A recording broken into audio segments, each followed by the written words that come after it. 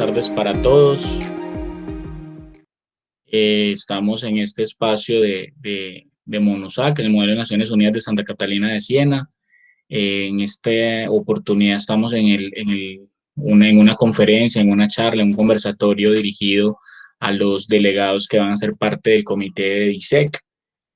Para este comité hemos invitado al politólogo Juan David Restrepo Montoya, ¿cierto?, de la Universidad de Antioquia, quien nos dará algunas luces sobre el tema que se va a discutir en el debate durante el modelo.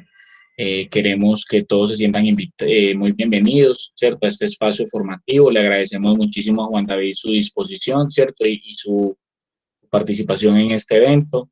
Vamos a grabar la reunión con el propósito de compartirla con los compañeros que no puedan estar acá. Los que están aquí conectados, pues iremos admitiendo a la gente que llegue después y vamos a compartirla con los que no puedan estar para que les quede la información a los demás. La dinámica es que Juan David nos va a hacer una presentación, ¿cierto? Los que están aquí, que son parte del comité, pueden obviamente hacerle preguntas, ¿cierto? Interactuar con él y aprovechar lo más que puedan el conocimiento que Juan David nos trae en la tarde de hoy. Entonces, Juan David, bienvenido a MONUSAC, a Santa Catalina. Gracias por tu aporte y pues quedamos en tus manos. Muy buenas tardes a todos, espero que estén muy bien. No sé si me escuchan bien. Por acá sí, Juan.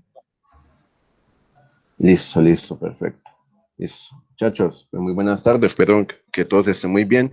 El día de hoy vamos a hacer una pequeña presentación sobre el tema del DISEC y sobre varios subtemas que están relacionados, como por ejemplo el tema de la ciberseguridad y los distintos tipos de enfrentamientos y desafíos que tiene la comunidad internacional en estos tiempos. Entonces, espérenme un momentico, yo les comparto una diapositiva.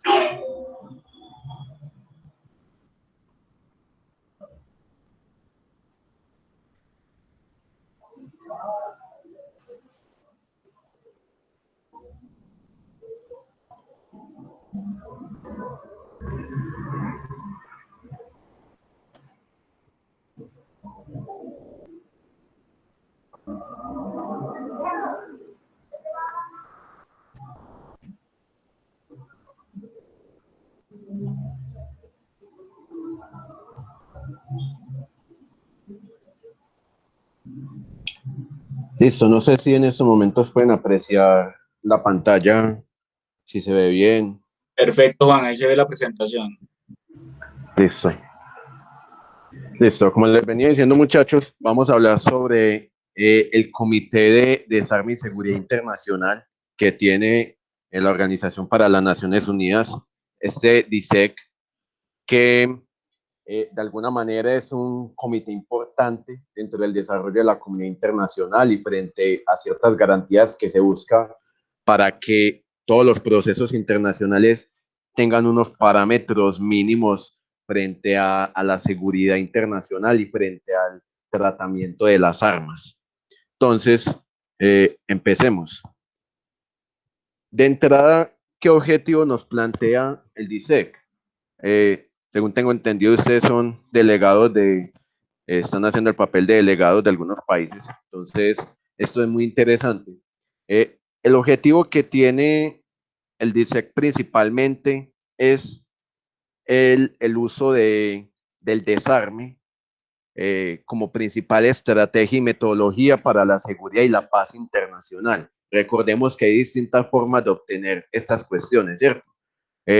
Una de las primeras es, por ejemplo, mantener la hegemonía de un país o la hegemonía de un estado por medio de las armas, es decir, que haya un país poderoso que los controle a todos, lo que se llama la doctrina del estado policía, que un claro ejemplo ha sido Estados Unidos, otro claro ejemplo ha sido Reino Unido, que han sido los que han mantenido el poder militar en el mundo, entonces utilizan este poder para mantener la paz internacional. Esto es una forma.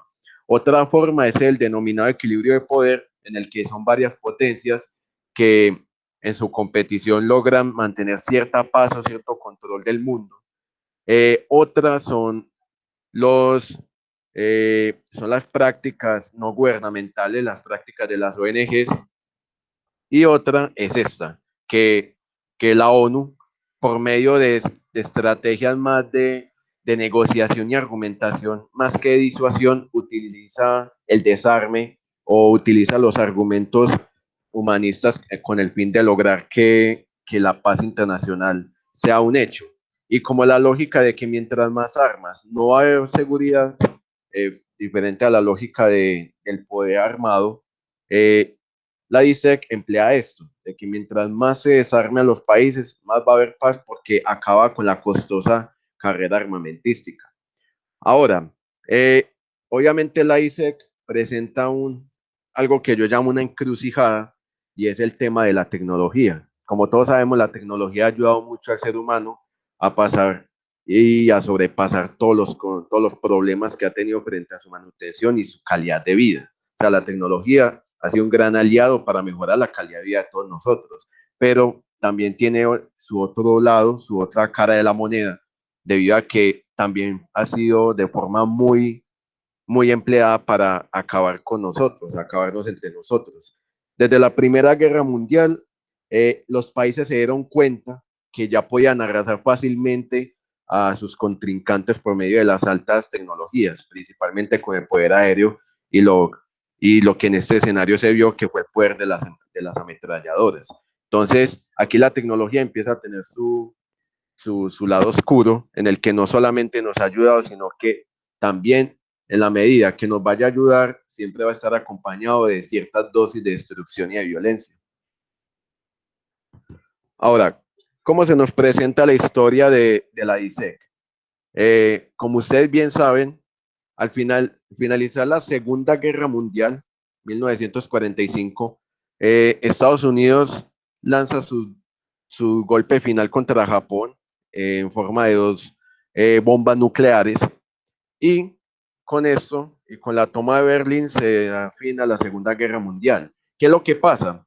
Que con lo que había pasado en la Primera Guerra Mundial, que se dieron cuenta que podían acabar con gran cantidad de gente, aquí fue una revolución tecnológica el doble de fuerte, debido a que estuvieron presentes que ya podían arrasar ciudades simplemente con oprimir un solo botón. Entonces, ya la seguridad y ya la paz mundial no sería tan fácil de conseguir ahora, principalmente porque ya todos iban a competir por tener este tipo de arma, ¿cierto? Eh, y a partir de que empieza este escenario, ya la carrera armamentística empieza a no tener fin. Entonces ya luego en 1954 la Unión Soviética tendría su primera bomba, ya luego estarían desarrollando la bomba de hidrógeno y cada uno de los países intentaría por mantener el mayor control y la mayor producción de este tipo de armas. Entonces, en 1952, la Asamblea General de las Naciones Unidas crea el Comité DISEC con el fin de que se busque promover el desarme de estas grandes armas de destrucción para garantizar la seguridad internacional. Porque, aunque ustedes no lo crean, nosotros durante el siglo XX tuvimos bastantes escenarios donde la humanidad hubiera podido acabar. Es más, ha habido científicos y diferentes analistas de la ciencia política que han hecho simulaciones de qué pasaría en el momento que se desate una guerra nuclear. Y los números de muertos son increíblemente altos, tanto que se considera que en los primeros 5 minutos de que se dé la orden de ataque, aproximadamente unas 45 millones de personas morirían, porque los primeros objetivos serían los grandes centros poblados de los principales países. Entonces, al darse cuenta de esto y de que no hay como otra estrategia, sino que pedir el desarme, o sea, está o el desarme o la aniquilación nuclear, entonces la ONU empieza a desarrollar este comité en 1952 con el fin de llegar a ciertos acuerdos con los países, con el fin de que no haya una proliferación nuclear. Ahora, no solamente también da esto, sino que haya también un, un control al comercio excesivo de las armas. Las armas como tal son de los principales negocios lucrativos en el mercado negro, entonces buscar cómo controlar eso termina siendo bastante difícil debido a cierta fortaleza del mercado y cierta habilidad de las instituciones. Sin embargo, también la iniciativa está ahí presente frente a la historia de este comité y, y ellos siempre han tenido en cuenta en el que es mejor esto que cualquier otra cosa, porque, pues, como ustedes bien saben, el poder no desiste y siempre va a buscar estar, siempre va a buscar mantenerse y aumentarse cada vez más. Ahora, ¿cómo puede funcionar la ISEC frente a esta estrategia de desarme y la seguridad internacional? Ustedes se preguntarán, listo, entonces, como dice, ¿qué se puede hacer? ¿Cómo ustedes le dicen a los estados que deben desarmarse y cómo se llega a, a estos ciertos acuerdos? Ahora, la ICE como tal no tiene elementos coercitivos o elementos coactivos para presionar a los estados a que no hagan eso, porque termina siendo al fin y al cabo una institución que asesora a las Naciones Unidas. Quienes tienen esos elementos coercitivos termina siendo efectivamente la misma Asamblea General de Naciones Unidas y el Consejo de Seguridad de Naciones Unidas, que tiene 5 miembros permanentes con poder de veto, es decir, con poder de devolver cualquier tipo de decisión que la mayoría tome, y unos miembros no permanentes que están más que todo como observadores. Los que están dentro, hemos dicho, los pesos pesados de las Naciones Unidas terminan siendo Estados Unidos, Gran Bretaña, Francia, China y Rusia, que serían los 5 miembros con veto, con poder de veto y con la capacidad de coaccionar a los otros países con el fin de tomar ciertas iniciativas de la ONU. Entonces la DISEC asesora este tema a la ONU en general y a los miembros del Consejo de Seguridad. Entonces, quienes generan sanciones terminan siendo estos dos organismos, pero los que les dan la información necesaria y todo lo que se necesite para aplicar este tipo de sanciones y conocer la naturaleza de este conflicto o de los problemas que se hallan frente a las armas, termina siendo la DISEC, efectivamente. No sé si tienen alguna pregunta hasta ahí o algún comentario. Por mi parte, todo claro. Yo tengo una pregunta. Dime. De necesitarse como acción inmediata, ¿cómo sería el procedimiento? Bueno, pues primero que todo, empiezan a haber ciertas sanciones diplomáticas. Por ejemplo, les doy un caso. Por ejemplo, en el Irak de Saddam Hussein, cuando se sospechaba que ellos tenían armas de destrucción masiva, porque recordemos que las armas de destrucción masiva son de 3 tipos, ¿cierto? Que terminan siendo las armas químicas, las armas biológicas y las armas con una potencia de fuego superior que imite un arma nuclear o efectivamente esté dentro de este tipo de armas. En el momento que Irak se decía que tenía armas de destrucción masiva, la ONU y el Consejo de Seguridad estuvo de acuerdo en poner ciertas sanciones diplomáticas.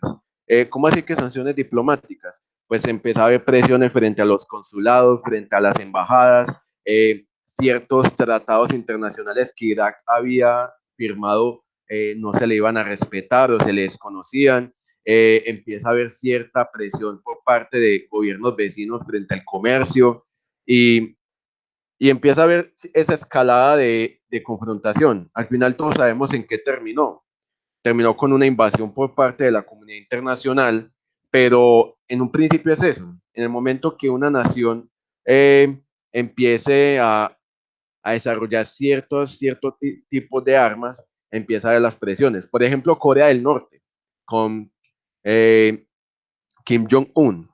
Desde más o menos, desde que ellos empezaron a hacer las pruebas, en la época de los 2000, empezaron a hacer las pruebas nucleares, ellos evitaron cualquier tipo de diálogo con la comunidad internacional y efectivamente la comunidad internacional empezó a ponerle sanciones, es decir, sanciones económicas, nadie comerciaba con ellos, sanciones diplomáticas, había muy pocas embajadas o muy pocos tratos con ellos y empiezan a haber también sanciones políticas, en el sentido en el que ya las decisiones frente a los territorios circundantes no los toman a ellos en cuenta. Es decir, que si en el mar de Japón, China, Japón y Rusia quieren hacer algo, no toman en cuenta lo que diga Corea del Norte porque desconocen su autoridad legítima en este territorio.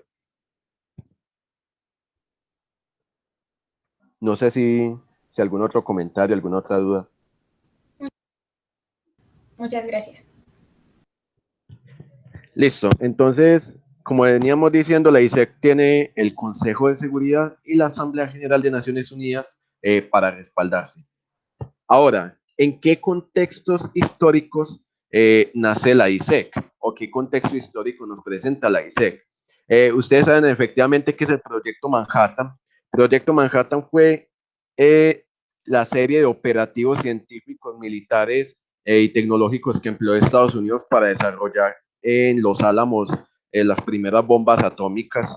Eh, eh, estos, estos proyectos acompañados con los proyectos de los misiles balísticos. Recordemos que un misil balístico tiene la misma naturaleza que un misil, que un cohete que es lanzado a la atmósfera, pero el objetivo del misil balístico es que coja una gran velocidad y un gran alcance para impactar objetivos a una gran distancia. Es decir, cómo llegar, cómo hacer que un misil llegue de un continente a otro. Eso era lo que se preguntaban con el fin de generar el mayor daño posible. Entonces, como veníamos mencionando anteriormente, en este momento empieza la Guerra Fría. O sea, los vencedores de la Segunda Guerra Mundial, Estados Unidos y la Unión Soviética, empiezan a enfrentarse entre sí por la hegemonía mundial. O sea, aquí el poder no se queda quieto y buscan imponerse el uno contra el otro. Ahora, en ese momento Estados Unidos era el único que tenía armas de destrucción masiva como la bomba nuclear y la Unión Soviética busca desarrollarla con el fin de estar a la par y no verse sometida a una presión militar por parte de su enemigo. Entonces, a medida que van desarrollando las armas, empieza la carrera armamentística, la famosa carrera armamentística, con el fin de que el que tuviera mejor armamento y una mayor capacidad de ataque era el que se declaraba como vencedor. Este periodo de la Guerra Fría estuvo muy cercado por el periodo de la contención, es decir, en que cada una de las potencias buscaba contener al otro en ciertos espacios geográficos y en ciertos avances. Entonces, la DISEC nace aquí con lo que estamos hablando de que efectivamente esta carrera armamentística o termina en el que todos vamos a ser aniquilados y no es una cuestión sencilla debido a que un ataque masivo de bombas nucleares no solamente afecta a la zona en el que en el que la descarga es direccionada, sino que también afecta al globo en general debido a las grandes lluvias de radiación y las grandes nubes. Tanto que en el caso de que los Estados Unidos y la Unión Soviética se hubieran atacado con bombas nucleares, el invierno nuclear, es decir, las grandes nubes que hubieran generado las explosiones, hubieran opacado la luz del sol por más de un año. Entonces, eso efectivamente hubiera afectado a todo el globo y hubiera hecho las condiciones de vida muy difíciles para todos. Entonces, la ISEC, teniendo esto presente, dijo, listo, hay cierta confrontación entre ustedes, pero no lleguemos hasta tal punto en el que la vida humana, pues en el que la raza humana esté en peligro. Entonces empecemos a planear ciertos desarmes con el fin de que no se llegue a tal situación. Ahora, esto era lo que pasaba. Había un Estados Unidos y una Unión Soviética en confrontación. Pero ahora, ¿qué sucede actualmente? Ahora, ¿quiénes son los que están en confrontación? En estos momentos hay más actores, porque no solamente Estados Unidos y la Unión Soviética, que en estos momentos ya se llama la Federación Rusa, no solamente ellos poseen armas nucleares, sino que hay otros países, como Francia, Reino Unido, China, la India y Pakistán. Se sospecha que Israel tiene armas nucleares también y Corea del Norte efectivamente también las tiene. En el caso de India y Pakistán, Pakistán es el primer país musulmán en poseer armas nucleares y desarrolló armas nucleares debido a la confrontación que tiene desde la India.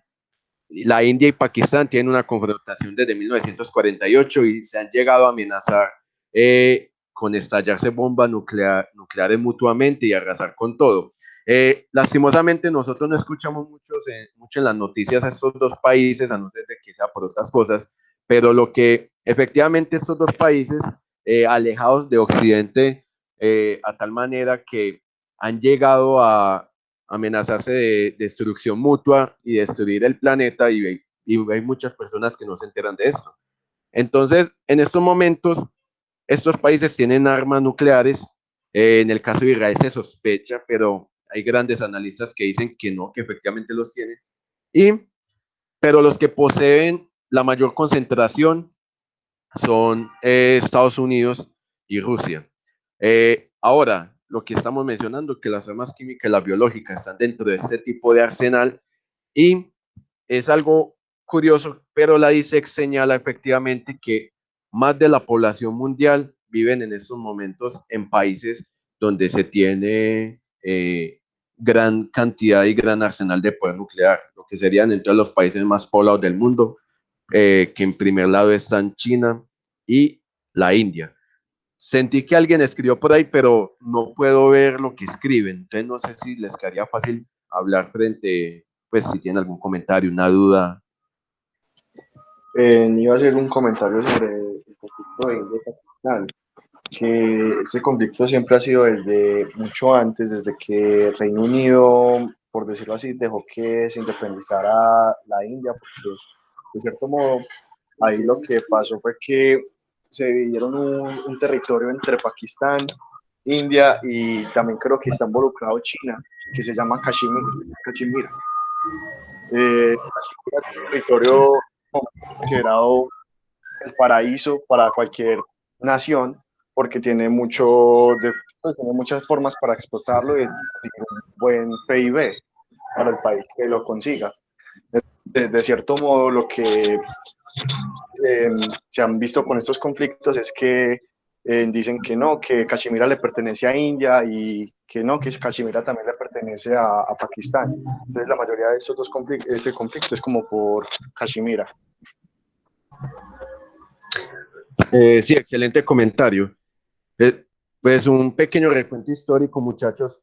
Lo que pasa es que antes lo que es India, Pakistán, Bangladesh, Sri Lanka, hacían parte del denominado Raj británico, que era la zona de control que tenía Gran Bretaña en la India. Entonces, después de la Segunda Guerra Mundial, Gran Bretaña queda muy debilitada y empiezan a independizarse de sus colonias. Lo que pasa es que los británicos nunca se pusieron de acuerdo de cómo dividir el territorio, como acaba de decir pues, el compañero.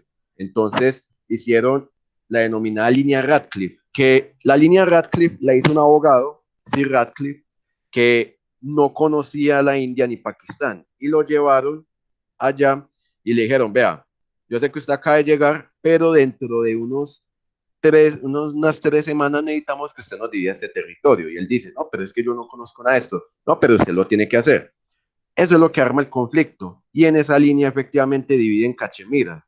Lo que pasa con Cachemira es que la gran parte está en territorio indio, pero la mayor parte de la población es musulmana. Entonces, en estos momentos ha habido aproximadamente unas 3, 4 guerras entre estos dos países por ese territorio. El problema de esto es que ambos países poseen armamento nuclear y ambos países son increíblemente fanáticos. Es decir, utilizan bastantes dosis de religión en su política exterior. En el caso de Pakistán, el Islam, y en el caso de la India, el hinduismo. Entonces, en aquel momento en el que ellos consideren que hay que arrasar al infiel por cualquier medio posible, empezaría una hecatombe nuclear. Entonces, por eso el conflicto de estos dos países, para cualquiera que busque analizar cierta realidad internacional, no lo puede dejar atrás. Una pregunta.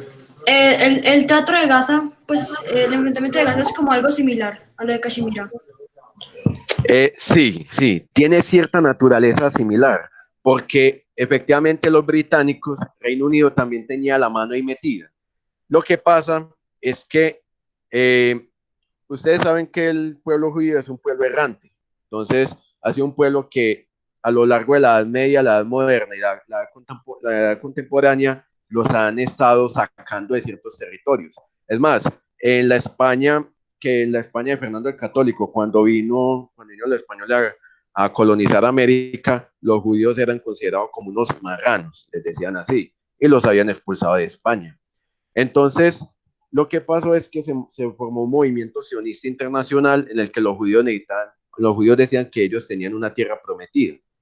Y en ese momento, Palestina está siendo controlada por los británicos. Entonces, los judíos y los árabes buscaron llegar a un acuerdo con los británicos, pero los británicos no supieron manejar el conflicto y empezó la guerra en 1948. Al último, los británicos decidieron dejar Palestina a merced a merced de la muerte de esta gente y le entregaron eso a Naciones Unidas. Y en 1948 empezó el conflicto, que en estos momentos ustedes saben que pues es uno de los conflictos más largos del mundo. Ha habido numerosas guerras y en estos momentos no ha parado. Esto, muchachos, no sé si tienen otro comentario o no sé si podemos seguir. No, ya no. Listo. Una de las estrategias que tiene la ISEC es el Tratado de No Proliferación Nuclear, o el TNP, con el fin de que diversos países se acuerden a para reducir las armas de destrucción. En el mundo hay unos 4 países, aquí como ustedes pueden ver en el mapa, los países verdes son los países que firmaron el acuerdo de no proliferación nuclear. Como ustedes pueden ver, Colombia firmó el acuerdo, gracias a Dios. Los países que ustedes ven en rojo son los países que no han estado de acuerdo en firmar el tratado contra la proliferación nuclear. Curiosamente, ahí está India y Pakistán, está Sudán del Sur y ahí pequeño en Oriente Próximo está Israel. El resto de países de alguna manera lo han firmado. El caso de Corea del Norte es muy excepcional, porque si bien Estados Unidos ha intentado que ellos lo firmen, ellos no lo han querido firmar, pero no han cerrado la negociación. Es decir, han dicho, listo, nosotros lo podemos firmar en algún momento, pero no hemos considerado pertinente este momento para hacerlo. Ya los países que ustedes ven en azul son los países que tienen armas nucleares. Yo tenía entendido que Corea del Norte sí lo había firmado como parte de un acuerdo que hizo con Estados Unidos, pero desde el 2003 ya no hace parte. El problema es que la confianza entre los dos países pues no hay ningún tipo de confianza, además de que Corea del Norte dice que las bombas nucleares que ellos tienen, ellos lo utilizan más en estrategia de disuasión, es decir, que ellos no van a atacar a nadie con esas bombas, sino que las utilizarían en el caso de que sean invadidos. Y como no había ciertos acuerdos, entonces como tal este tratado no se ha consolidado ahí. Pero sí hubo un momento de negociación en el que se buscó que lo firmaran, pero esto al fin y al cabo no funciona en estos momentos. Corea del Norte no está dentro del tratado.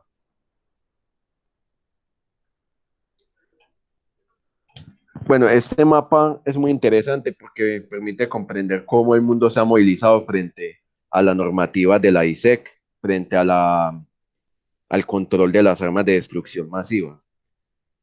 Una pregunta. Los que están en azul como más oscuro, ¿qué significa?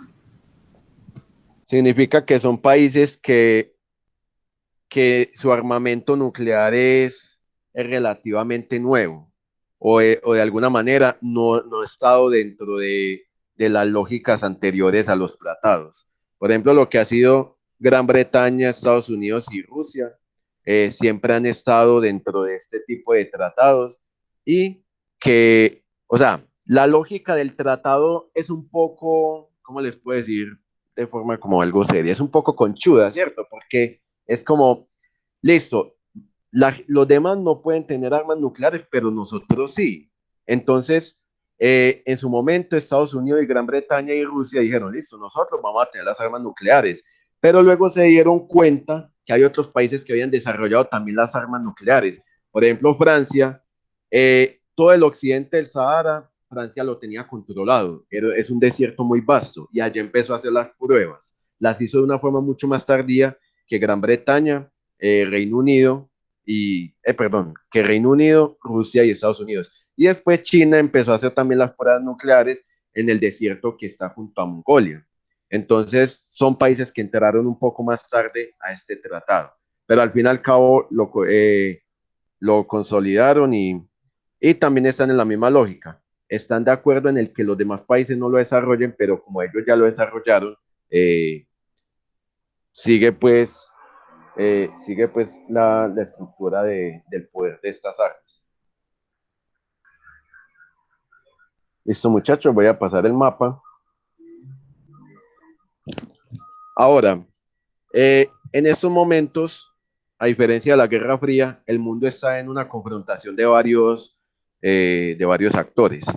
Es decir, el mundo en estos momentos ya no es bipolar, sino que ya se presenta en una lógica multipolar. Es decir, hay tres potencias consolidándose efectivamente el poder, que serían Estados Unidos, China y Rusia. Efectivamente hay otros actores dentro del escenario internacional que también tienen cierto peso, como serían Turquía, como serían Alemania, como serían la India, Pakistán, Australia, pero en el caso de los países europeos, en el caso de la Unión Europea llega a ser un actor de peso siempre y cuando se unan todos los países.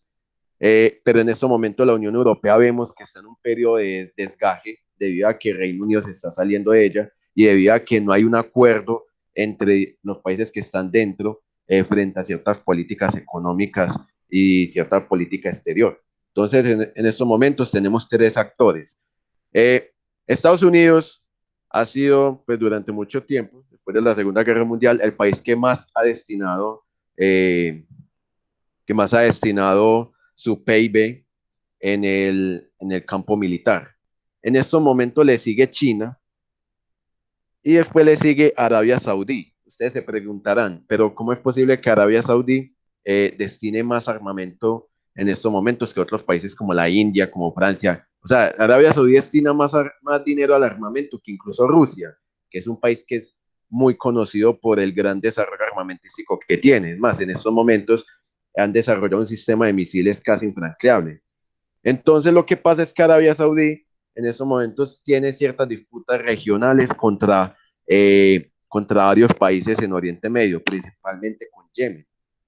Y ha destinado gran cantidad de armamento para poder superar las deficiencias que tiene en su ejército. Pero en estos momentos el mundo se está moviendo así, de cuáles son los países que más han destinado. Si ustedes pueden ver el mapa que está acá, que dice el gasto militar en el mundo y sus porcentajes en el PIB entre el 2012 y el 2017, mientras más oscuro es el país, es que en comparación a su PIB gasta demasiado en armas. Como ustedes pueden ver, el más oscuro termina siendo Arabia Saudí. Es decir, Arabia Saudí no es que gaste más que Estados Unidos, pero relacionado con su PIB, es decir, con la producción que tiene en el país, es el país que más gasta, ¿cierto? Es como, listo, para la comida gasta tanto, pero está gastando más para armas. Pónganse a ver que dentro de América Latina, lo que es Colombia y el Ecuador son los países que más gastan en armamento. Pues evidentemente frente a sus vecinos, pero el continente que más gastaría sería Estados Unidos. No sé si tienen algún comentario de estas cifras y de este mapa.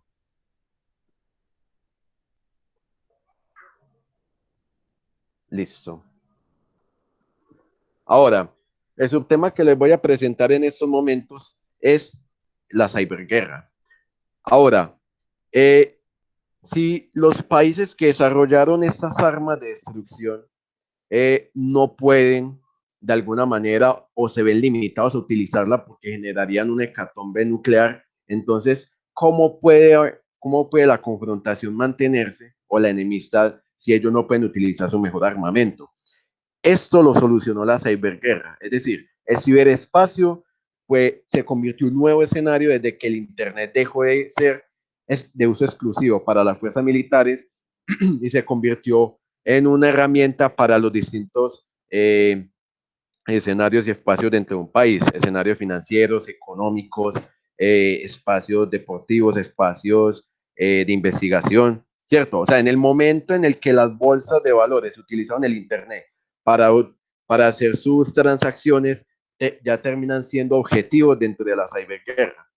Ahora, en estos momentos, este escenario es uno de los más cruciales, porque es un escenario que al fin y al cabo no genera demasiadas consecuencias a nivel internacional, debido a que el ciberespacio es muy amplio y detectar de dónde proviene un ataque es sumamente difícil, y también porque efectivamente no hay un control total dentro del Internet. Yo creo que una de las cuestiones que más se lamentan los estados más poderosos del mundo es que el Internet lo puedan utilizar todos, porque ya termina siendo una guerra total, efectivamente. Ahora, ¿qué casos o ataques de hacker han sido muy sonados? Por ejemplo, el ataque de hackers que recibió Estonia en el año 2007. ¿Qué pasa con Estonia? Estonia es un país báltico, ¿cierto? Al lado de Letonia y Lituania, es un país que antes perteneció a la Unión Soviética, es un vecino de Rusia, es un país que tiene todo su sistema económico, político, es un país que tiene todo su sistema digitalizado. Todo se hace por medio de Internet, todo. Hemos dicho, ustedes van allá y para comprar un café, por ejemplo, un tinto de una esquina, ustedes todo lo hacen por Internet. Todo es transacción en Internet. Entonces, lo que pasa con este país es que si bien está muy avanzada su época, el país es un ejemplo de cómo, si bien la digitalización o la informatización de las transacciones comunes y corrientes que normalmente tiene un país puede generar grandes ventajas, también es un talón de Aquiles muy fuerte, porque en el año 2007 hubo ciertos problemas con unas estatuas rusas que había, unas estatuas de ciertos personajes del nacionalismo ruso que había en el país. Y el país, gran parte de su población es de habla rusa. Entonces, en el año 2007 el país sufrió un ataque cibernético que duró un mes y dejaron a los cajeros fuera de servicio. O sea, imagínense un país con los cajeros fuera de servicio un mes o que los bancos no sepan qué está pasando. El gobierno dejó de funcionar porque el gobierno sesionaba, pues el Congreso sesionaba por medio de un sitio web, las cortes tampoco funcionaron, no hubo comunicaciones, la televisión colapsó, o sea, el país fue un caos por este ataque. Se dice que quien promocionó el ataque fue el gobierno ruso, el gobierno de Vladimir Putin, pero pues evidentemente esto fue una acusación que, o sea, que las pruebas las hay, pero no están completamente confirmadas, y al último dijeron que fueron efectivamente hackers rusos, que fue dentro del gobierno ruso, pero también encontraron que hubo ciertos hackers que hicieron el ataque de Estados Unidos. Entonces, este es un ejemplo claro de cómo un país en esta nueva época de la ciberguerra y el ciberespacio puede ser controlado y puede ser prácticamente paralizado por medio de un ataque cibernético. Otro ejemplo de un ataque cibernético reconocido fue la operación Titan Rain. Esta operación fue una operación ejecutada por hackers chinos, pues de alguna manera en estos momentos los que poseen mayor número de hackers son los chinos. Utilizaron ciertas debilidades dentro del sistema cibernético estadounidense para robar material de guerra, es decir, robaron información del ejército de Estados Unidos. Es más, dicen que una de las razones por la cual eh, Estados Unidos quedó como en la misma situación militar que China fue porque China logró alcanzarlo debido a esta operación. Ahora, ¿qué situación actual nosotros tenemos frente al ciberespacio?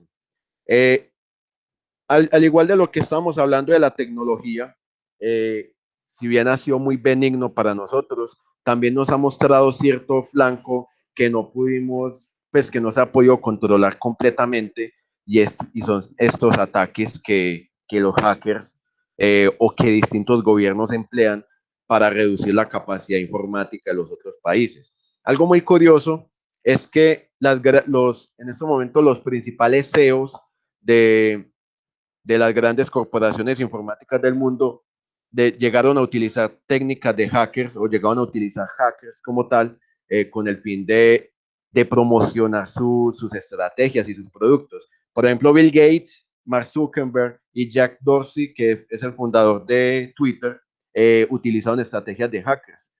Utilizaron estrategias de hackers con el fin de aprovechar ciertos huecos en las tecnologías. Algo muy clave, muchachos, es que en el momento que se desarrollan las patentes en este tipo de negocios como en Silicon Valley o en negocios tan lejanos como la India, los hackers siempre van a estar atentos a esto en los casos del espionaje corporativo. Ahora, ¿qué conclusiones podemos ir arrojando frente a esto? Primero que todo, que el ciberespacio termina siendo un escenario completamente difícil de controlar. Y eso es debido a que efectivamente ya casi cualquier persona puede ser un hacker. Es decir, los hackers pueden ser personas completamente aficionadas, o sea, personas que por gusto deciden, no sé, hackear el sistema de notas del colegio. Ojo, yo no les estoy dando, no les estoy dando ningún tipo de mal consejo, sino que terminan siendo personas que a lo último, debido a la gran proliferación de tecnología y al fácil acceso que se tiene a ella, pueden generar grandes daños y de alguna manera esto puede salir impune, porque efectivamente los grandes servicios de control de información que tienen los países muchas veces no son capaces de capturar a estos hackers, ya que un hacker efectivamente puede cometer el daño, no sé, de una zona completamente alejada, desde la mitad de una isla del Atlántico como Santa Elena, puede arrasar con, por ejemplo, con el software de seguridad del Banco de Inglaterra, por ejemplo. Ahora, Juan David, una pregunta. claro, cuéntame. Otro ejemplo del conflicto del ciberespacio actual no podría ser el conflicto con respecto a la aplicación TikTok y el debate que genera entre China y Estados Unidos por la cuestión de espionaje. Claro, efectivamente, lo que pasa en este conflicto pues, es eso, ¿cierto? Como en estos momentos el ciberespacio es ahora un elemento útil para las agencias de espionaje. La aplicación TikTok es una aplicación que efectivamente desarrolla esto. Muchachos, vea, yo les comento una cosa. El ciberespacio ahora es el lugar preferido para las tácticas de espionaje. Es que termina siendo demasiado sencillo. O sea, tú ya piénsenlo así, ustedes ya no necesitan infiltrarse en una corporación o en un país, ya no necesitan ir a convencer a las personas, ni tomar fotos, ni nada, porque efectivamente ya la gente lo hace. O sea, ustedes suben sus datos personales al internet y nadie se los está pidiendo. Lo que pasa con TikTok es que TikTok fácilmente permite la grabación o permite la captura de lo que las personas hacen, porque las personas hacen sus TikToks en sus casas, graban su vida íntima, incluso llegan a tomarle fotos a sus tarjetas de crédito, le toman fotos a donde viven, a lo que hacen. Entonces, tranquilamente esto se puede hacer. Y como terminó siendo una aplicación muy popular, pues millones de estadounidenses la utilizan, millones, pues al final y al cabo la aplicación es hasta divertida. Entonces, la principal fortaleza de la MSS, que es la principal agencia de seguridad china, es por medio del Internet.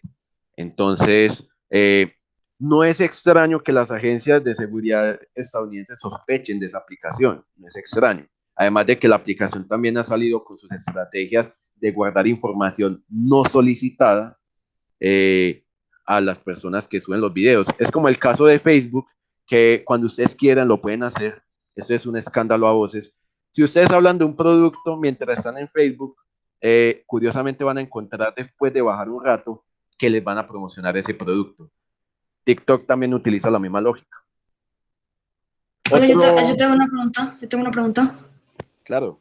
Pues como, a ver, como tú dijiste, ahora es más, los expertos definen al ciberespacio como el salvaje oeste, pues, o sea, y como ya los hackers atacan sistemas críticos de un país determinado, ejemplo, centrales eléctricas en Estados Unidos, o sea, ¿Puedes decirme casos de qué han hecho las empresas para contrarrestar eso? Bueno, por ejemplo, hay un caso muy sonado. Un caso muy sonado es que ustedes saben que lo que es Israel e Irán tienen un conflicto desde hace mucho tiempo. Tienen un conflicto por ver qué país logra atacar al otro y evitar que desarrolle cierto armamento nuclear. Es decir, o sea, la victoria la lleva el país que evite que el otro desarrolle el armamento nuclear y pueda generar eh, cierta coacción frente al otro. En el año 2010, por ejemplo, ciertas agencias israelíes como la Mossad y ciertas agencias de seguridad de Estados Unidos atacaron unas plantas de producción de uranio en Irán. No solamente hicieron eso, incluso llegaron a asesinar científicos iraníes que están desarrollando el uranio enriquecido necesario para la construcción de bombas. En ese momento, la estrategia de Irán para eso fue generar un tipo de vínculo entre sus agencias de seguridad y las empresas del país. Es decir, en ese momento ya era normal ver dentro de empresas, ¿cierto? Empresas de energía, empresas de producción de crudo de Irán, ver asesores de seguridad del gobierno.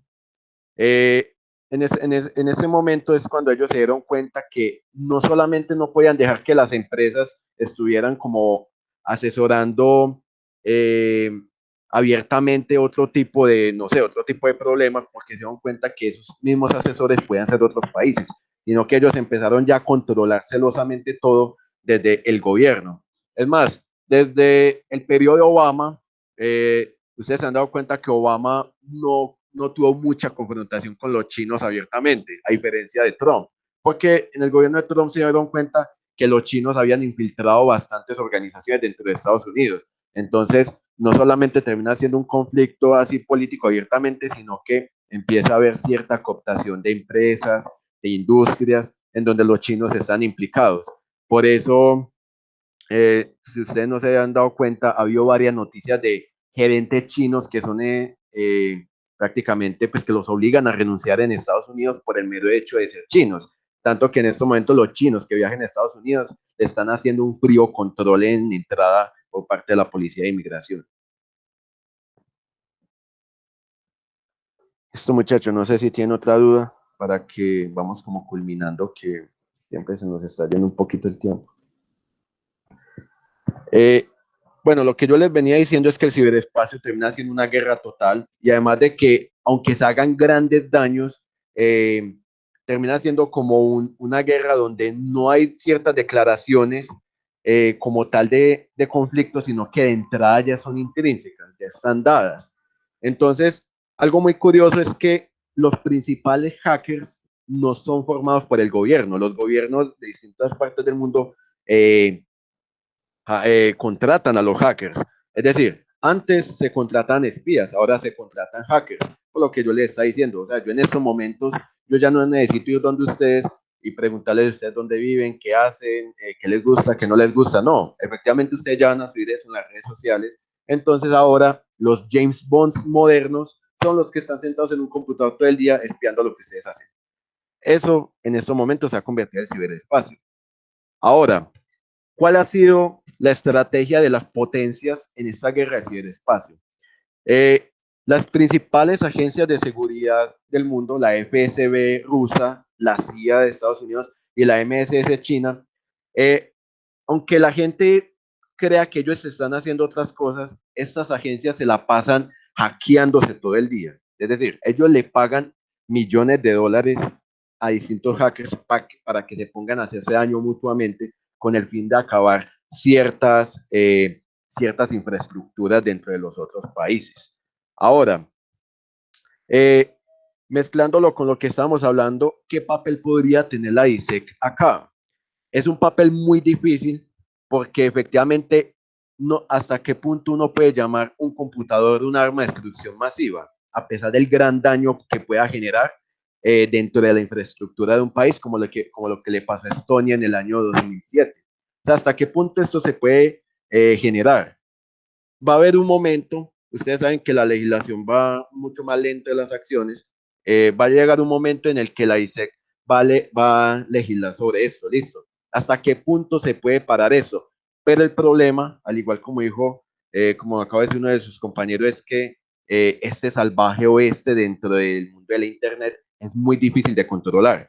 Muchachos, si las agencias de inteligencia más importantes del mundo les es difícil controlar el Internet, más a un organismo de la ONU le va a dar por legislar eso, porque es que termina siendo un espacio de nadie, ¿cierto? Termina siendo una guerra de nadie, un lugar donde solamente hay conflicto, en el que no hay forma de que haya una persona o un grupo que se imponga sobre otro y logre poner las normativas o logre poner las circunstancias o las reglas a seguir.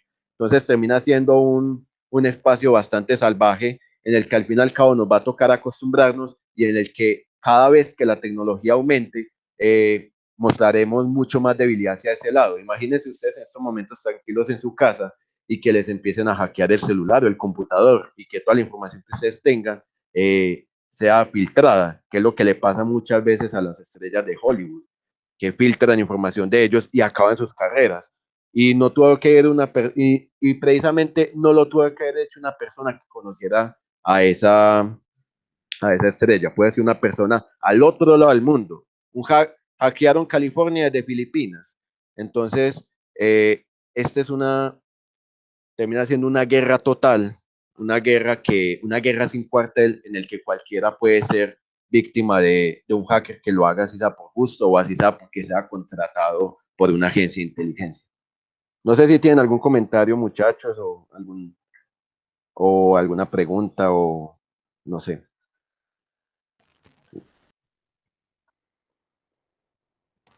Yo tengo una pregunta, pero volviendo al tema principal sobre las armas y decir realmente, no sé si conozca la HARP, el proyecto estadounidense se considera como un arma ante este comité. Repetime, por favor, ¿cuál HARP, proyecto? el HARP. No, cuéntame. ¿Cuál es ese proyecto? Es un proyecto de defensa que se rumorea porque no se llega a ciencia cierta realmente de qué potencial tiene este proyecto. Es un proyecto que se rumorea que básicamente con unos transmisores de frecuencias altas puede llegar a controlar desastres naturales y que incluso han tachado de que los Estados Unidos algunas veces lo han utilizado en algunos terremotos como uno que hubo en Chile. Y básicamente de eso se trata este proyecto financiado por la Fuerza Aérea y pues por el mismo Estados Unidos. Sí, sí, sí. Entonces, Sí. mi No, pregunta adelante, era si sigue. sería considerado como un arma potencial ante este comité, porque con esos rumores sería como de lo peorcito que nos podríamos encontrar en armas en el mundo. Claro, claro. Es más, hubo un caso, no sé si ustedes se acuerdan del tsunami que hubo en Indonesia en el 2004. En Indonesia dicen, es que el problema con ese dispositivo que tú me cuentas, si he escuchado de él, es que termina siendo efectivamente o sea, no se ha podido bajar de una teoría de conspiración. Y es algo muy difícil, porque muchas veces hay teorías de conspiración que incluso hay pruebas de que se pueden convertir, pues que se pueden presentar como reales, pero todavía no está todavía sujeta como a esa racionalidad pública para que lo comprueben.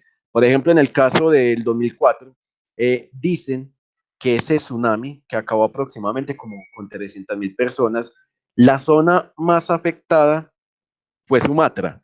Y en esa zona había una guerrilla, había unos insurgentes en contra del gobierno indonesio. Entonces mucha gente dice que qué coincidencia que la zona más afectada, pues la única zona afectada, principalmente en Indonesia, sea la zona donde hubieran estado ellos.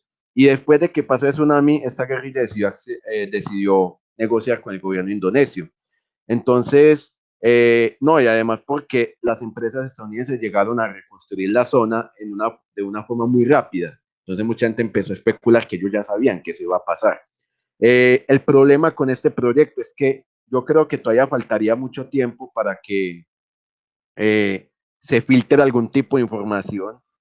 Eh, no sé si tipo vía Wikileaks o algún tipo de presentación sobre ella, pero es que sería algo como demasiado, Claro, algo tomado de un libro de ciencia ficción, pues cómo es posible que logren provocar terremotos, aunque eso ya se ha demostrado que por medio de bombas nucleares subterráneas se pueden provocar terremotos, pero no a tal intensidad como la provocada en el año 2004, porque estuvo a 9.0 en la escala de Richter. En cambio, los terremotos que provoca Corea del Norte con sus pruebas subterráneas no pasan de los 3, 4, 5 en la escala de Richter, y es algo incluso excesivo. Pero en el caso de que se presente esto como una nueva arma, eh, evidentemente la ISAC empieza a gestionar ahí, pero todavía no se ha comprobado lo suficiente como para esto. Entonces todavía quedaría esperar hasta qué punto la información que se tiene sea más precisa. Listo, muchísimas gracias.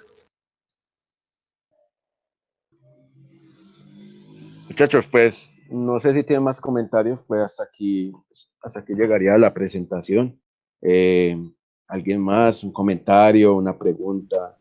Yo, pero, o sea, es que yo sobre lo que pasó pues, con TikTok entre China y Estados Unidos, ¿no fue como una especie de resultado de una guerra económica que se está como pasando entre las dos naciones? Pues yo, eso era lo que había leído, pero no sé muy bien. Es que efectivamente, muchachos, quien tenga el poder en la tecnología, esto conlleva muchísimas cosas. Conlleva de que se pueda tener más estrategias de control a la población y de que se pueda generar distintos ataques contra el adversario. Lo que pasa con TikTok es que es un problema que no solamente cae en el espionaje, sino que también Google, Apple e incluso Microsoft ven esta aplicación como un peligro también para el monopolio que han tenido dentro del ámbito tecnológico, debido a que es una aplicación que ha pegado demasiado. Y es algo que ellos también les preocupa demasiado debido a que si el mercado chino de por sí es grande, pues estamos hablando más de 1.300 millones de personas, si esta aplicación coopta también el mercado americano, estamos hablando de una cantidad de personas tal que no solamente le da cierta posición a esta aplicación, sino que también permite que manipule ciertas cosas a su antojo. Y, y es algo que siempre pasa. O sea, las aplicaciones de tecnología siempre tienen como esas distintas fases. Al principio se muestran tímidamente, se muestran como una aplicación de diversión, entretenimiento, pero a lo último empiezan a caer en ciertos errores o ciertas circunstancias. Por ejemplo, como pasó con Facebook. Facebook empezó tímidamente, pero llegó un momento en el que ya se comprobó que Facebook espiaba a sus clientes y que no solamente hacía eso, sino que le vendía esa información a cierta gente. Entonces termina siendo un tema sumamente complicado que al último no queda por fuera de esta guerra económica y de hegemonía que hay entre los Estados Unidos y la China. Qué pena. Sobre un poco de lo que he escuchado, uno de los sistemas de defensa de los Estados Unidos ante estos ataques cibernéticos o guardar la información del propio país sería la Deep Web. Entonces, tú que conoces más del tema, no sé si realmente sea una estrategia válida o una defensa válida en contra de estos ataques cibernéticos, o básicamente no hay nada que se salve hasta el día de hoy. Bueno, efectivamente, antes la Deep Web no era tan conocida, ¿cierto? O sea, lo máximo que la gente escuchaba era de 4chan o incluso o sea, la gente no conocía ni siquiera Tor. Incluso en ese momento entrar a la Deep Web con Tor es sumamente complicado, porque tu IP fácilmente puede ser hackeada y tu computador te lo puede desmantelar muy fácilmente.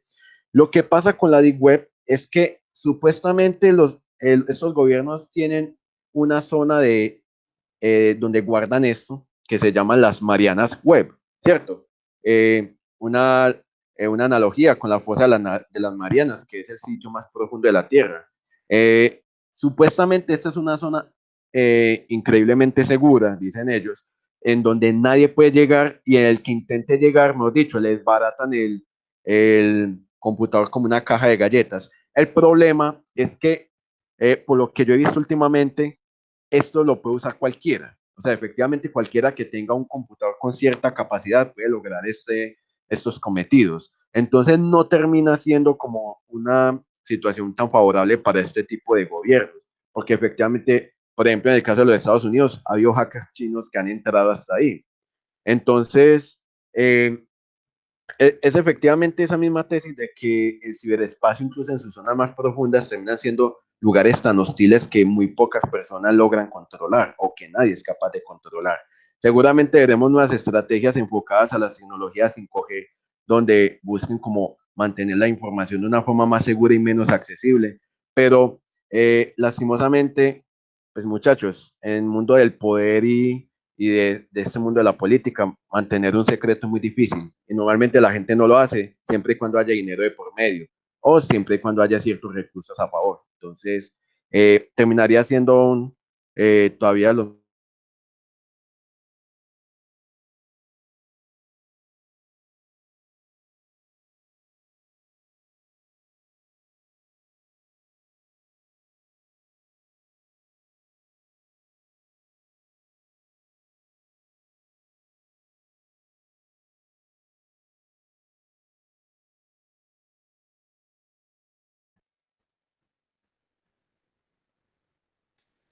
Se cayó, ¿cierto? Hola, buenas. Juan David, ¿nos escuchas? Pues yo no escucho más a Juan David. Yo creo que se le cayó la Queremos, conexión. queremos a ver si se logra conectar, a ver si logramos concluir y podemos terminar. ¿Listo, muchachos?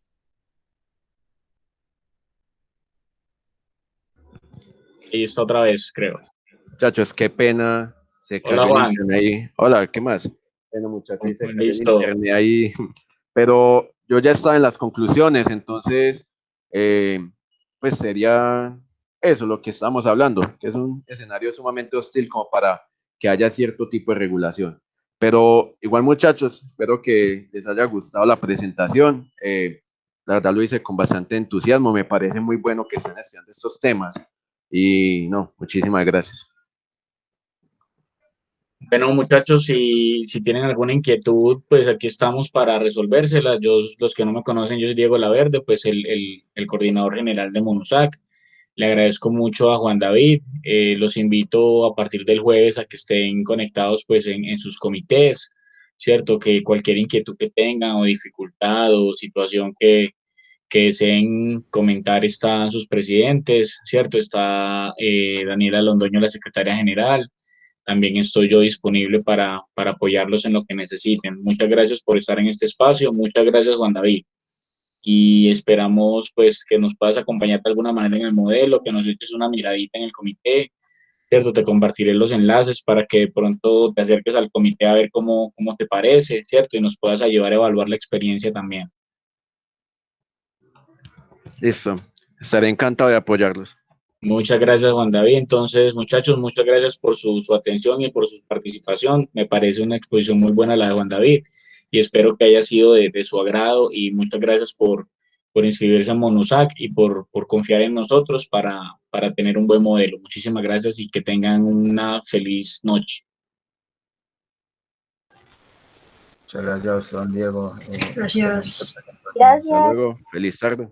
Que esté muy bien, Juan David. Hasta luego, que estés muy bien. Ya.